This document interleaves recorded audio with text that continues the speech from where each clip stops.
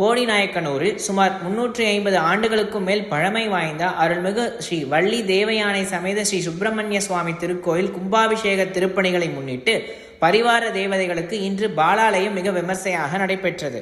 தேனி மாவட்டம் போடிநாயக்கனூரில் மையப்பகுதியில் அமைந்துள்ள அருள்மிகு ஸ்ரீ வள்ளி தேவயானை சமேத ஸ்ரீ சுப்பிரமணிய சுவாமி திருக்கோவிலானது ஜமீன்தார்களால் உருவாக்கப்பட்டது.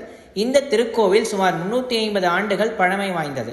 பழனியிலிருந்து பிடிமண் கொண்டு வரப்பட்டு கட்டப்பட்ட சிறப்பு வாய்ந்ததாக கருதப்படும் இந்த திருக்கோவிலில் இந்து சமய அறநிலையத்துறை மற்றும் அறங்காவலர் குழு மூலமாக முருகப்பெருமானுக்கு உரிய அனைத்து விசேஷங்களும் வெகு விமர்சையாக கொண்டாடப்பட்டு வருகின்றது. தற்பொழுது சுமார் 13 ஆண்டுகளுக்கு பின் கும்பாபிஷேகம் நடத்தப்படுவதற்கான புனரமைப்பு பணிகள் நடைபெற்று வருவதால் கோபுர கலசங்களுக்கான பாலாலயமானது நடைபெற்றது. இன்று கோவிலில் உள்ள பரிவார தெய்வங்களுடைய விக்கிரகங்களில் இருந்து பலகைகளில் வரையப்பட்ட உருவங்களுக்கு சிறப்பு ஆவாகனம் செய்த நிலையில் புனித தீர்த்தங்கள் வைக்கப்பட்டிருந்த கும்ப கலசங்களுக்கு சிறப்பு வேள்வியாகங்களும் நடைபெற்றது.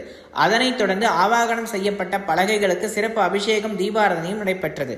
கருவறையில் வீற்றிருக்கும் வள்ளி தேவயானை சமேத ஸ்ரீ சுப்பிரமணிய சுவாமிக்கு சிறப்பு அர்ச்சனையும் தீபாராதனையும் நடைபெற்றது. ஏராளமான பக்தர்கள் முருகப்பெருமானுக்கு அரோகரா, சண்முகனுக்கு அரோகரா என்று கோஷங்கள் முழங்க வழிபாடு செய்தனர். அனைவருக்கும் கோவில் நிர்வாகத்தின் சார்பில் பிரசாதங்களும் வழங்கப்பட்டது.